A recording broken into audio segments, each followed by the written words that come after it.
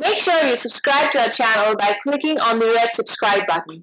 And to never miss another lecture from Miracle, hit the bell icon to get regular updates on English literature. Hello and welcome to Miracle. I'm reloading all my literary theories videos one by one for the sake of the new subscribers and the people who had missed them, because I posted all of them in the year 2016 and 17 when I started posting my videos. Even if you have seen them, do watch them again so that you are prepared thoroughly for your UGC NET exam and also for various literature exams, because they are important theories, and I have tried to make them very simple for you. The language also I've made very simple, because I have been requested by the students that they find it very difficult to understand these theories. So I have taken up this task to make you understand through various examples.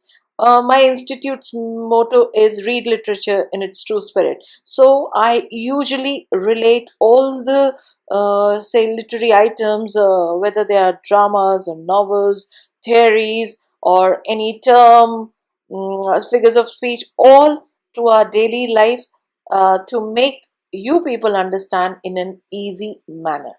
So stay connected, watch all of them, and of course, you have to like and subscribe the channel. Miracle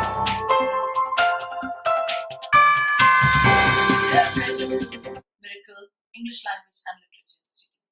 I'm Professor Abha Sharma, and here we are doing videos on literary theory. Today we are going to discuss postmodernism. Let's begin. What did the moderns do? After the First World War, they were broken. Their hearts were broken. Their images were lost, and they tried to assimilate the same.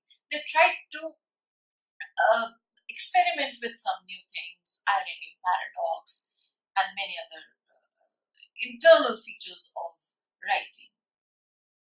But they failed. They could not, because the Second World War happened. And what happened? Moderns came. They took those broken pieces and played with them and further broke them into smaller pieces.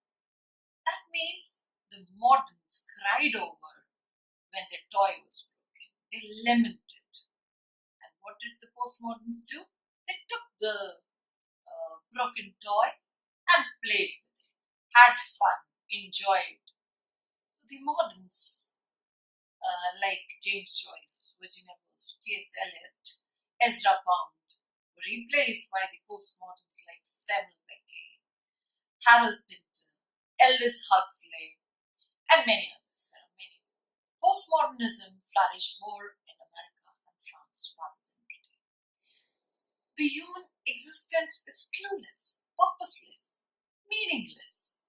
The world wars have left the man so tormented that the life has become so horrendous. Man has no clue what to do. That's why Samuel Beckett's work, Waiting for Godot, tells us that man has literally nothing to do. The subtitle is also the same, nothing to be done. The characters in the play, they waste away their time in doing literally nothing. They rebuke each other, they slap each other, they discuss topics which are not at all coherent. Therefore, the present life also resembles in the same manner. We don't have anything to do. We are so incoherent to the events of nature that the postmoderns thought of expressing in the same manner. The chaotic world should be expressed in the chaotic manner. The existence of man was in question. So, Albert Camus, in his work Myth of Sisyphus in 1942, questioned the existence of man. Again, nobody knows where the man comes from and where does he go after death. The spirit, is there any spirit in him which is eternal? No. The actions were repetitive. There was verbal irony. There was dismissal of realism. There was parody in the work. Postmodern text was against any endorsement.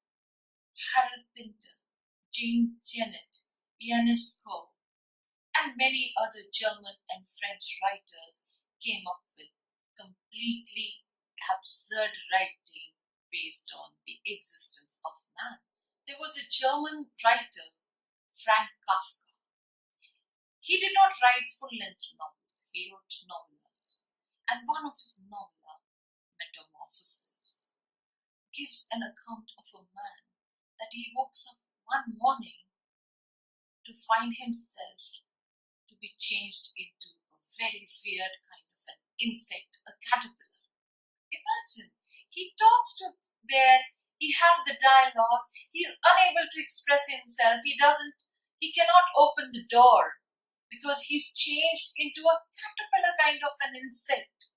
And the people outside are having some conversation and he's trying to reply but he cannot, and all the things are going on in the mind. And there's another novella which is called Trial. A man who is totally innocent is taken in under a crime and is executed. So the world is full of such things where there is no justice. There is no moral left. There was another French philosopher, Jean-Paul Sartre. He refused to take the Nobel Prize and he was more of a socialist. He gave some positive image to the existentialist theory of man.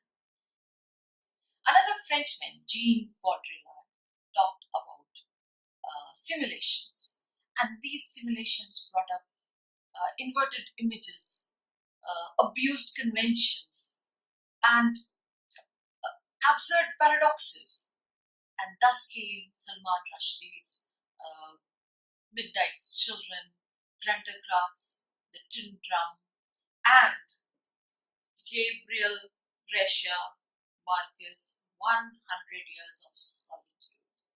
Another theory related to postmodernism is Surrealism, which was first given by Henri Breton in Paris in 1924.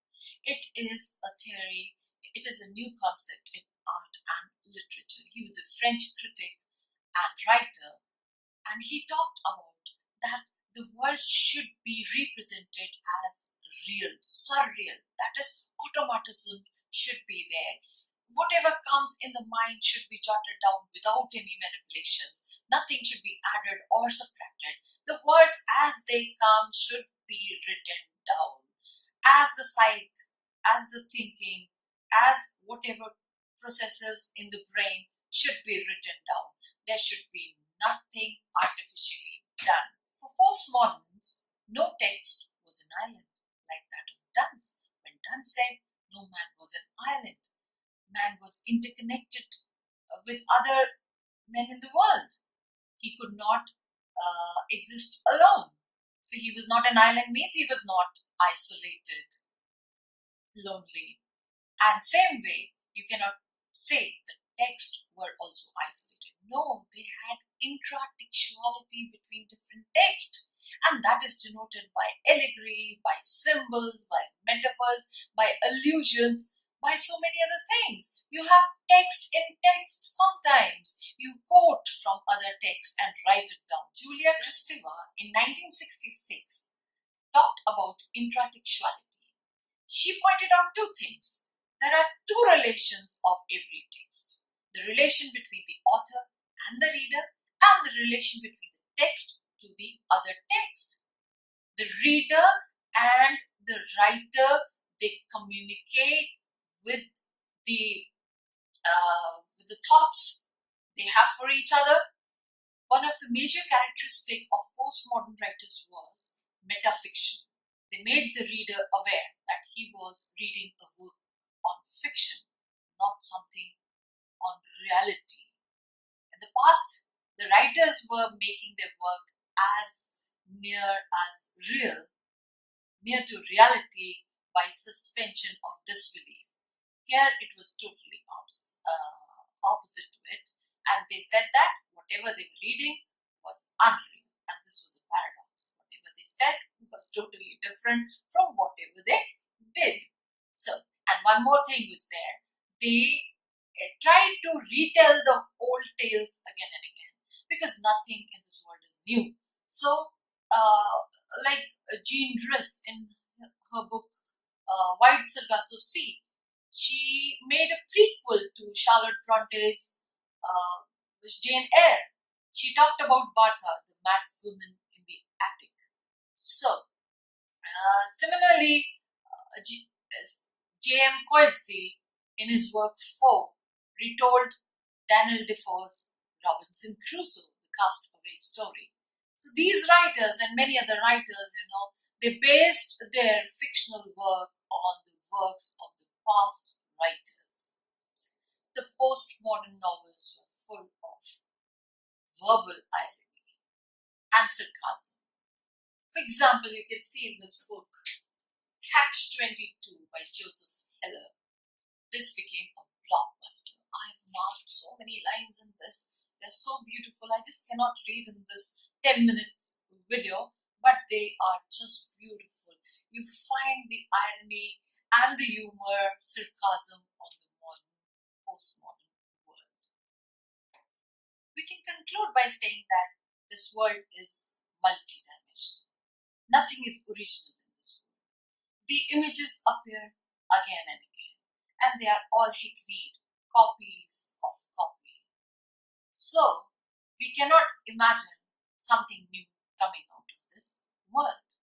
Nothing can remain in solitude, and therefore the existence has become absurd. So play on with whatever you are left with. Do not cry, do not lament for the broken images. Just pick them up, paradise, mock with your verbal irony, have fun, and laugh like a madman. So we've finished up our discussion with postmodern. In the next video, we would be discussing post-structuralism and deconstruction. Do not forget to press the like button and also comment in the comment box. Also explore our website www.miraclewebstore.com. Till then, take care. Bye-bye. Thank you.